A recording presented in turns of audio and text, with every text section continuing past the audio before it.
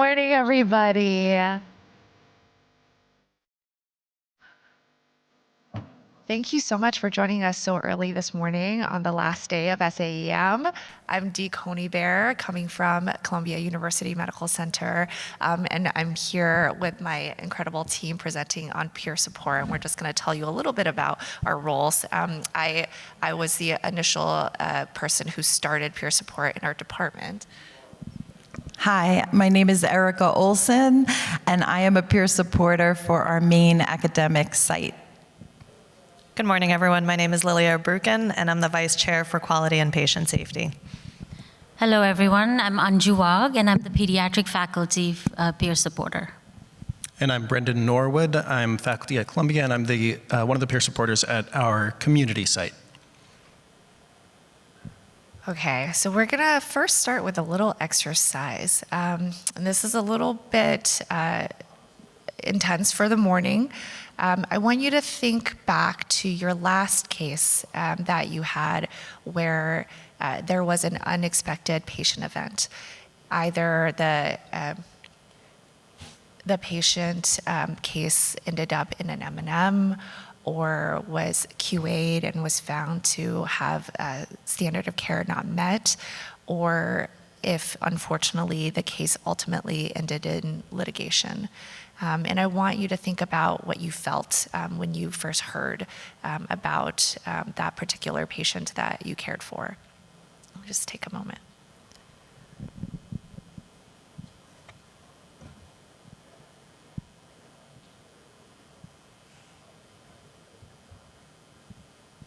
Yes, please post them.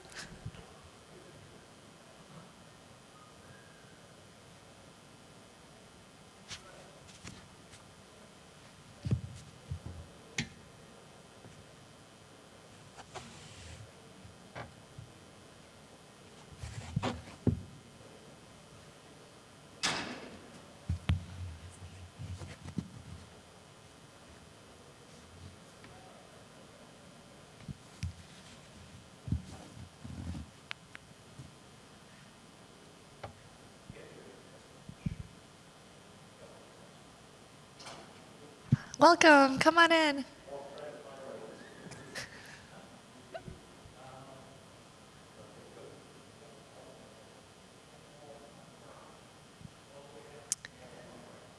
All right, I think we sufficiently scared somebody away with guilt. So these feelings that you've all expressed are the same that when surveyed in larger groups of physicians, the primary feelings that have been felt include guilt, shame, isolation. And this is a large component that can potentially lead to burnout. Physicians generally have a hard time asking for help. And physicians, unfortunately, die by suicide, almost one physician per day. And a large part of that suicide rate is contributed to by the depression, the burnout, and potential exit from medicine. And so when I was a new attending, I was not at Columbia, but at a former institution where I had a really, really tough case of a patient that unfortunately ended up coding and dying. And it was a really, really traumatic case for me as a young attending. And I didn't realize at the time that it was also a very, very tough case for all of the healthcare providers involved. I went home that day and I had a hard time sleeping. I thought over and over again about how I could have saved this patient, what I could have done differently to potentially alter the course of this patient's life. And when I did finally fall asleep, I dreamed about, actually, like, still remember vividly, putting the patient on 4 different monitors, which sounds ridiculous, but somehow that was like the magic pill that would have saved the patient. And I went back to work the next day and found out that one of the nurses that helped to care for the patient was unable to return to work the next day because they were so traumatized by the experience. And fortunately, at that time, there was a peer support group already established. And so I had reached out to the nurse myself, and then I reached out to our peer support lead at that time. And as I recounted the story to my colleague who I looked up to and respected, she turned to me and said, a very similar thing happened to me. And I didn't realize for myself how much I really needed to hear that for me. I had initially reached out to her for my nursing colleague, and that's so emblematic of the problem of physicians. I was being kind of the stereotypical physician to reach out for others, but never thought that I would need help myself. And that is a pattern that we see in physicians, even in situations of group therapy. Instead of participating in the therapeutic process, physicians tend to become a therapist themselves.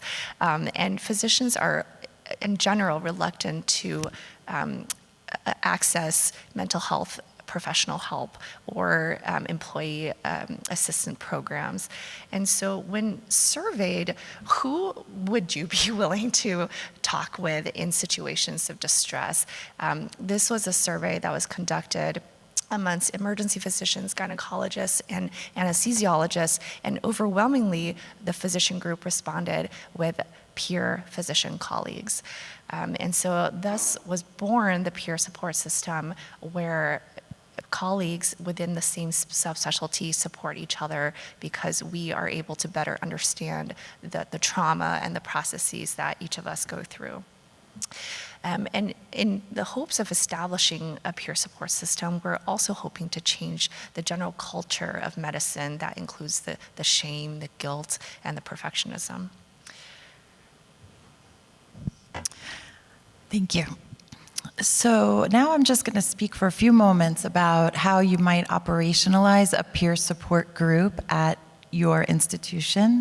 Do you want me to advance it? That's okay. First and foremost, you need to identify a champion at your organization. The importance of this cannot be understated. This person needs to believe in the mission of the program. They need to be organized and able to maintain the program once it's established. And they need to take total responsibility for the success of the program. They also need to be very good at engaging the stakeholders. It needs to be someone who you think will be able to get buy-in from important parties. So those stakeholders in each organization will be different. In most cases, it boils down to your administration, the chair, the head of quality, whether that's the chair or you have a distinct vice chair for quality like we do. But you need to be able to speak with them on an individual basis and understand their viewpoint and their level of support for the program. And now, how did we actually put together this peer support group at Columbia? We started with a master list of all full-time faculty from 3 separate provider pools: our pediatric emergency medicine physician group, our general emergency medicine physician group at our academic center, and then our community emergency medicine physicians. So everyone had a chance to be represented. And we then we took the list and we removed people. We removed people that might have a conflict of interest, such as people who are involved in the hiring process, people who have a formal quality review role, so that there was no conflict of interest there.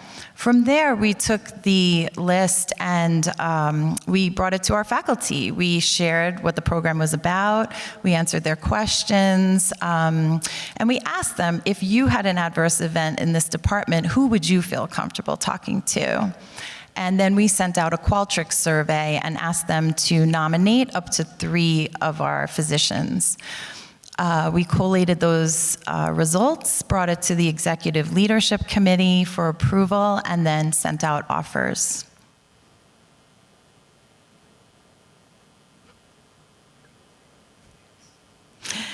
And yeah, that's it. Lily. So once we identified our group of peer supporters, we organized an initial training. We hired Dr. Jo Shapiro to conduct the initial training. For those of you not familiar with her, she is an ENT by training and is the director of peer support and professionalism at the Brigham up in Boston. She's really a pioneer in this space and this work around physician peer support. The training itself was 2.5 hours long. It was a virtual session. We had all of our peer supporters join, as well as several key stakeholders that participated, and the training included rationale, program development, and a significant hands-on component where the peer supporters got to practice role-playing and specific types of responses.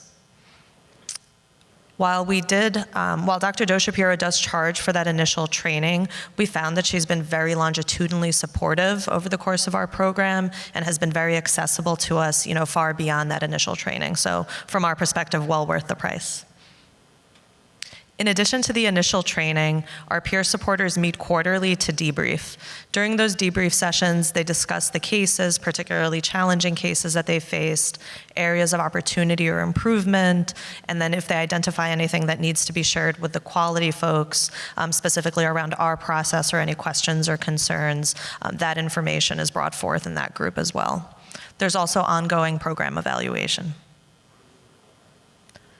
So in order to understand how we linked our QA process with our peer support program, I'll briefly discuss our QA process.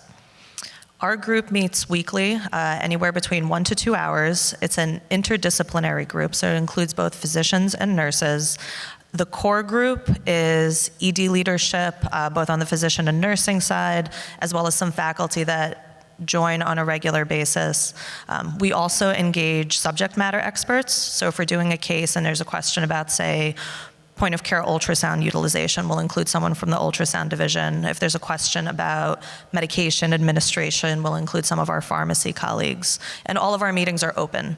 So anyone is free to join, residents, medical students. We do get drop-ins. So once a case is presented by the primary reviewer, everyone on the group votes anonymously on standard of care. If the results are kind of straightforward and it doesn't require a lot of discussion, we end up just discussing our corrective actions and moving on. But if there's any sort of split, we use that time to reach consensus. And ultimately, standard of care is determined by consensus. A couple of points. We do not assign standard of care to any residents. And we also do not track individual standard of care determinations for standard of care not met cases. We believe those are truly systems issues, so there's no individual attribution in those cases. So if a case is considered, if it fits what triggers our peer support process, those cases automatically are referred. And so those cases are any case where standard of care is not met by the provider. Any legal case is automatically referred to peer support. This includes cases that are not yet in litigation, but that we've been made aware of that may go to litigation. RCAs, or root cause analyses, so anything that's going to hospital level quality. M&Ms, so any morbidity and mortality conference presented in residency will automatically get referred to peer support. Any high-risk mortalities, and high-risk mortalities, there's a little bit of subjectivity to this, but those are reviewed, and anything that's deemed a little higher risk gets referred. And then additionally, any other high-risk case that we review. And so once these cases are determined, anything that's automatically referred goes into a HIPAA-compliant database, and the cases are entered there by our quality coordinator. And then the peer support folks have access to that database. And I'll let Andrew speak to what happens next. Thank you, Lily.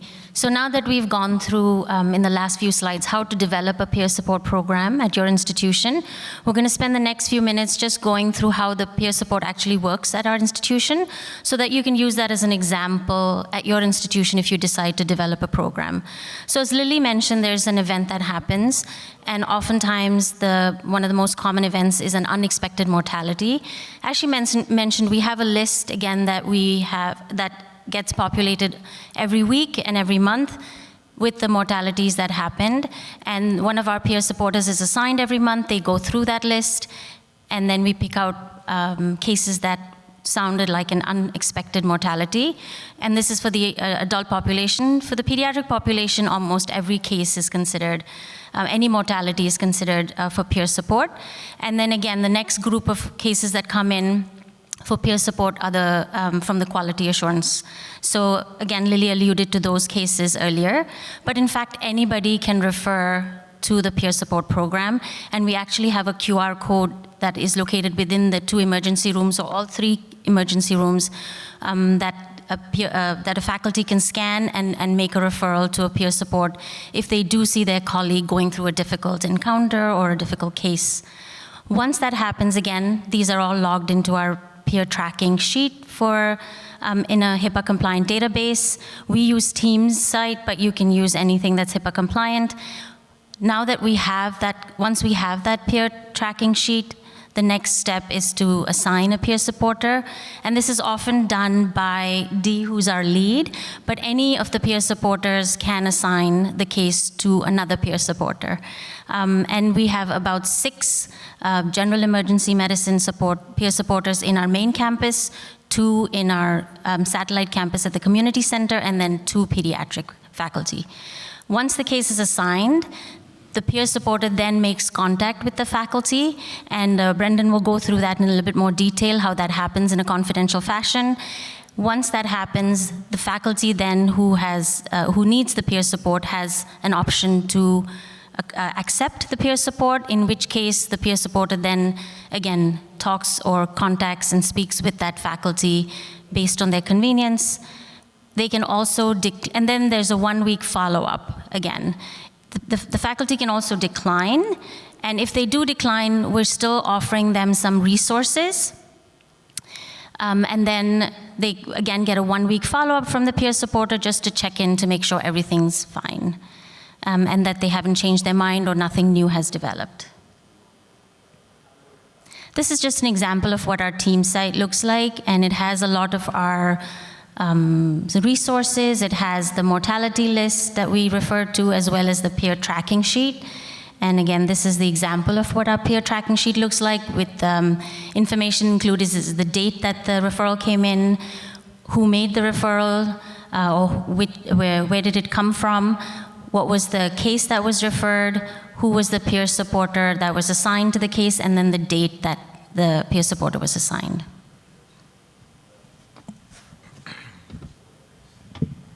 So in terms of how the actual reaching out from a peer supporter to an affected faculty member happens, we usually leave it up to the faculty member how they want to discuss the case, but the initial contact is usually by email or maybe a text message, or it may happen, if you just happen to be working a shift with the person, you can talk to them in person.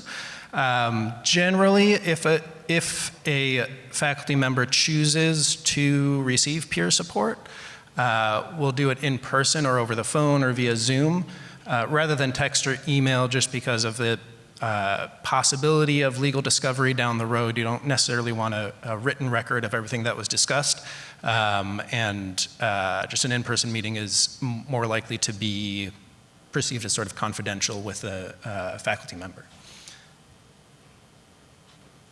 In terms of sustainability sustainability of our peer support program, one really important factor for us is the fact that we are getting a little bit of time buy down from administration. The process of being a peer supporter is taxing. It doesn't just take time, but it's emotionally taxing.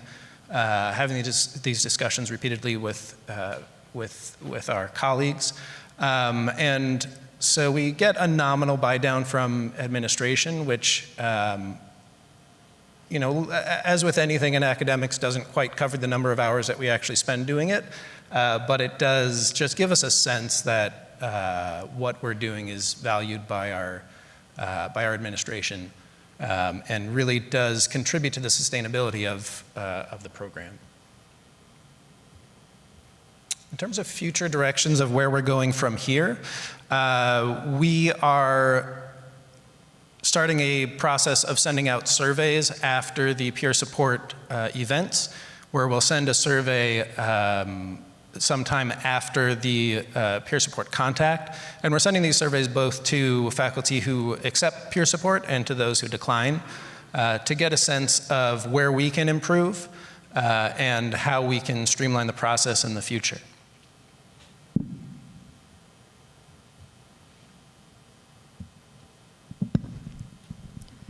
Is this still live? It is? All right, so one of the most time-consuming components of setting up a peer support system is the stakeholder analysis. So at this time, we like to do a breakout session where we'd like all of you to form into small groups. We're going to pass around a worksheet, essentially, of the key stakeholders that were present at our institution. You may actually have more at your institution, and some roles may be consolidated at your institution, so feel free to change anything.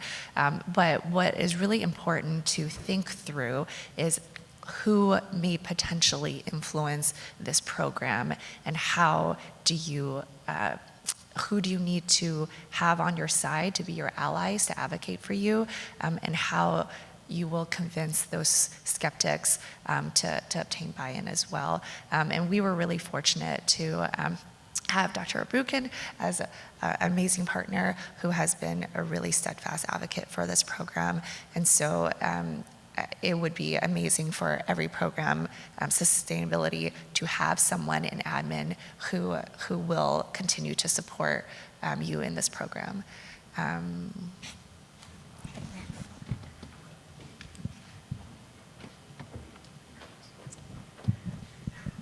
So the five of us will also go around and help you with your stakeholder analysis and to strategize.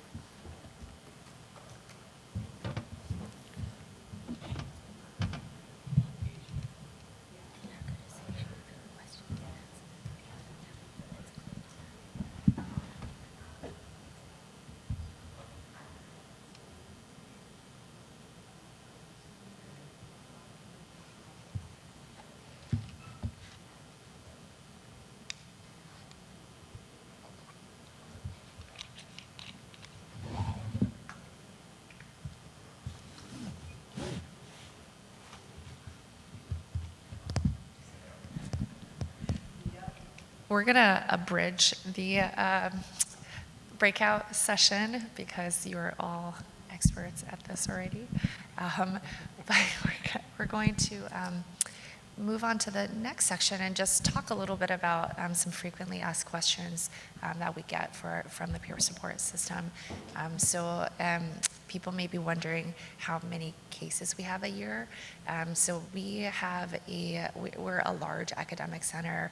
We have about 150 faculty for all four sites combined, and we on average get about a little bit over 100 referrals per year to the peer support program. We have a total of 10 peer supporters, 6 for the main academic site, 2 for the community site, and 2 for our children's hospital.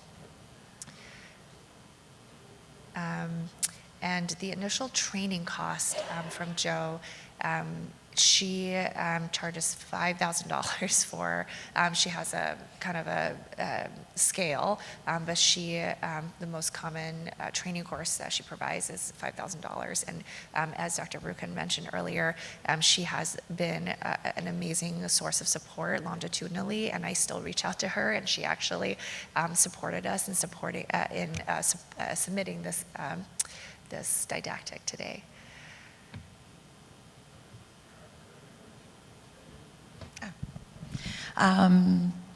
Sometimes we get asked how much time investment this really takes, and as with anything with protected time, it usually ends up taking time that we don't measure. Sometimes we'll just go have lunch with a colleague and discuss what happened. So it's a little bit hard to track, but typically it's in line. It's comparable. It's comparable to the time we spend. Have you noted any trends with who actually responds, men versus women, senior versus junior faculty? The main thing that we have noticed is that our more junior faculty are a little bit more open to this whole process and tend to respond very positively to it. And one more question. How do you handle cases that you're involved with? So should that happen, we would go through the same process. We really do believe in this program, and we would just give the case to one of our colleagues to talk to us.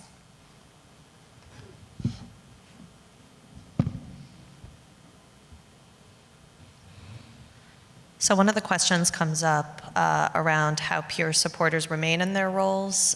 Currently, we had the one-time nomination process, and we have a stable pool of peer supporters. I think that if anyone left the program, we would likely have another renomination process to pull new people in. And there was a question regarding providing peer support to APPs, residents, and nurses. Our APPs are provided peer support through the same process as our faculty, just because that caseload is very, very low. And we have one of our peer supporters that's intimately involved with the APP program. And so that individual provides most of their peer support. Currently, for residents and nurses, we do not provide peer support, but are in the process of developing a peer support program for our residents. Our campus has it's basically a tripartite program with two specific sites that the residents rotate at with separate faculty. So we're trying to figure out how to best bridge that. And then there was a question regarding how institutional risk and legal support looked like. So we had several meetings with risk legal at our institution. You know, initially I think there was a lot of hesitancy because there's a lot of fear around particularly documentation and making incriminating statements in any sort of venue when a case may become a legal case. Ultimately, they were cautiously supportive, I would say. They didn't say no, which was, in my mind, a yes. But, you know, they did attend our peer support training, which is fantastic. And, you know, I think over time, as this type of program grows, they've definitely been a partner, and I'm hoping that over time my goal is actually to get this program under the QA umbrella, and so we're trying to partner with Risk and Legal to figure out how to do that to make it truly protected.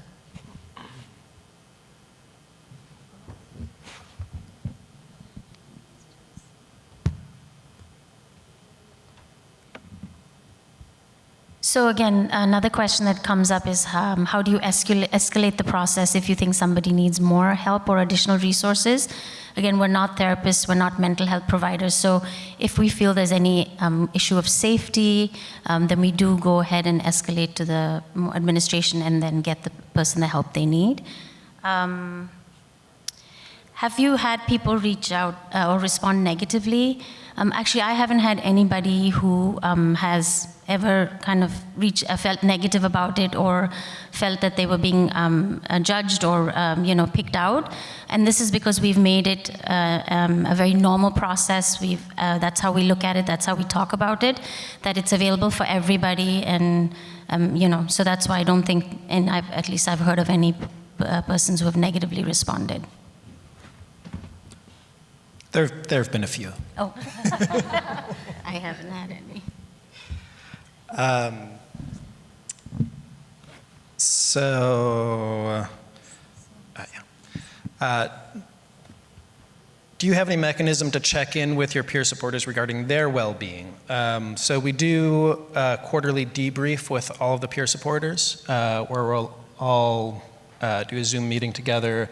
We can talk over the cases that we, or the peer support sessions that we've had over the last quarter, and we're really checking in with each other and supporting each other, because this peer support process can be difficult for us as supporters as time goes on.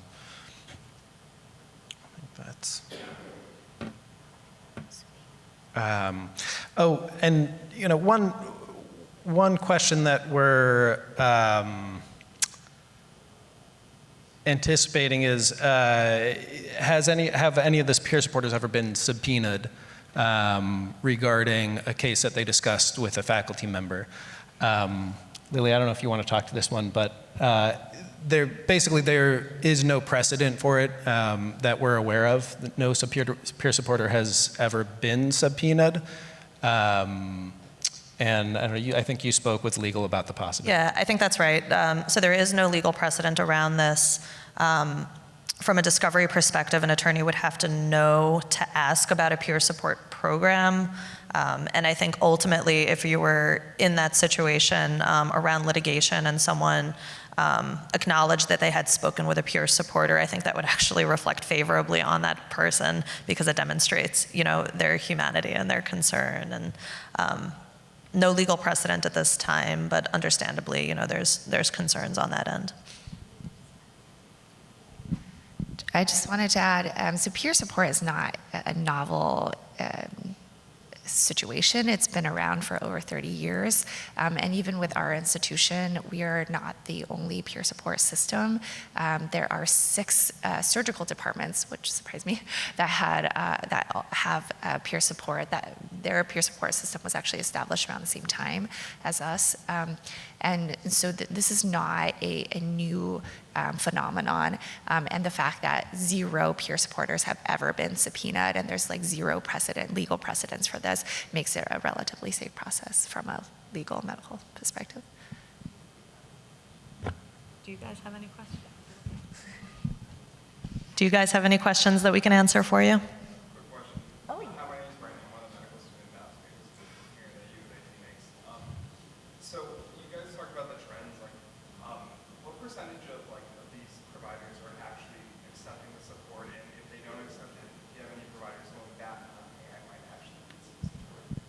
Yeah, that's a really good question. So about 30% of the folks that we reach out to will accept that peer support.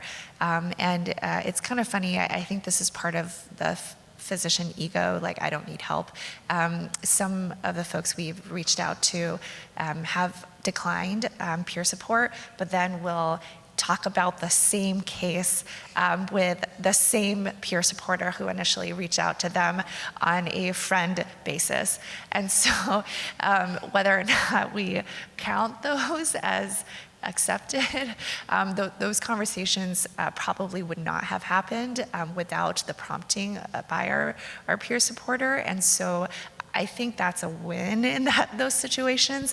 Like, it doesn't really matter for MedChecks as long as we are a little bit more open about the processes that we undergo and to just kind of process the trauma that we incur through our work.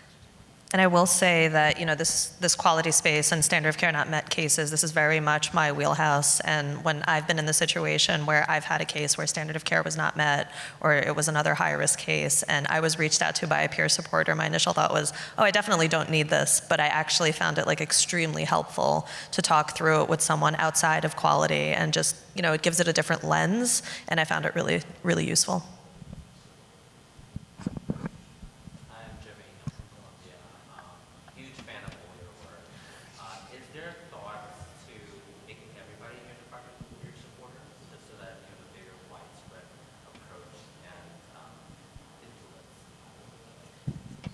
That's a really, really good question and a really, really good point. The hesitancy around that is that not everyone may have the sensibilities to be able to be supportive in situations. And so we want to have a diverse representative body for the peer supporters, such that we are able to cover all of the demographics of our faculty population, and that's why different peer supporters are assigned to different faculty based on personality, age, experience, and yeah, certainly if there were more peer supporters, it would kind of spread out the responsibility and I feel like burden is not the right word, but the weight of the emotional weight a little bit. But unfortunately, not everyone, first of all, is full-time, and not everyone may have the professionalism required for this particular role. That's awesome. I didn't realize like how broad the program was. So it's really cool to hear about. I have a few questions I wrote down. But some questions that asked already. Do people say like, no, I don't want this peer supporter, but I am open to the program? I just like don't vibe with the person I assigned. Is there a possibility of resigning? We have not encountered that situation because these are, oh. No, hold it closer. Oh, sorry. Can you hear me now? Okay.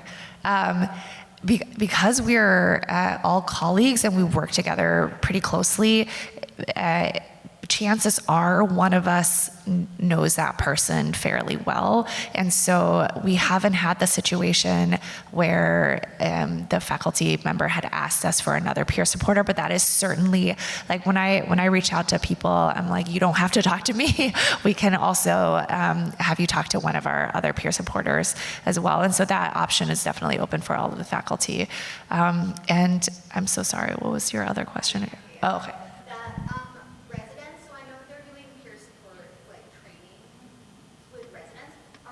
Would the model, just I'm also in the resident side, would the model be resident to resident or like sort of faculty to resident? Yeah, I still have to talk to Christy about that.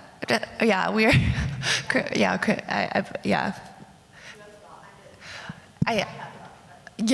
actually, what are your thoughts? I can share my thoughts. From my perspective, I think it should be a senior resident that speaks with residents about the cases. I think there's a lot of value in it being truly a peer, and I think for the most part, our senior residents have had the exposure and the experience to do it successfully. I think the experiences as a resident are also somewhat different than as an attending, and so I think you really don't want that power dynamic, and you really want someone that I think is your peer. I can see the pros and cons either way, but I really think it should be a peer. Yeah, I agree with Lily on the psychological safety component. I think it's much better for a senior resident to support another resident, but I also feel that that is a large emotional weight to put on a kind of a very burdened emotional psyche already. Residents in general work so many shifts, and just timing-wise, it might just be difficult to find a time to even meet and talk, because the shifts schedules are so different, and you guys are on different campuses. And so it may be that it has to be necessary for potentially one of the APDs to step in for some of the cases. What is your perspective on it?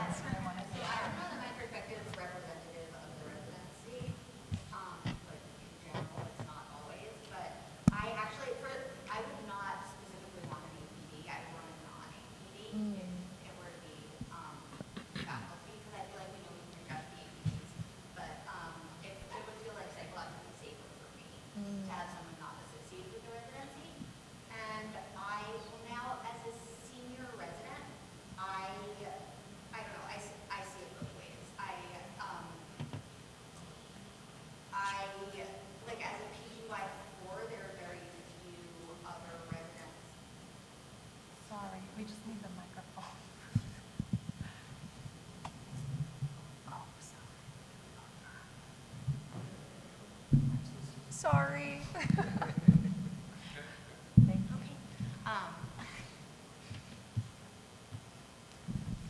As a PGY4 resident, I think I would organically reach out to my classmates. I feel like as a junior resident, I would definitely want a senior resident. And now as a senior resident, or like a rising senior resident, there are only 11 other people to turn to. So logistically, I'm just not sure what makes sense. But I feel like psychologically safe with the residents, and I also feel like, as I think Lily was saying, that we share an experience that the attending may not be able to understand. A fellow or something would be amazing, but there's like very quick fellow turnaround, so. Yeah, that longevity for fellows might be tough to maintain. It's also challenging from a training perspective, right? Like you need to train people up, and then if you have your senior residents doing this, then their like time or ability to participate is fairly limited. But I mean, I think ultimately, from my perspective, I think that's probably the best way to do it, or maybe for the most senior residents, the 4 is giving them an option, potentially in attending or a peer. Like a wellness chief. Yeah, that, can I ask one more question? Of course. So I know, what percentage of cases come through like a formal process, like they come through legal, or they come through like an RCA or something, and what percentage come through just like a referral?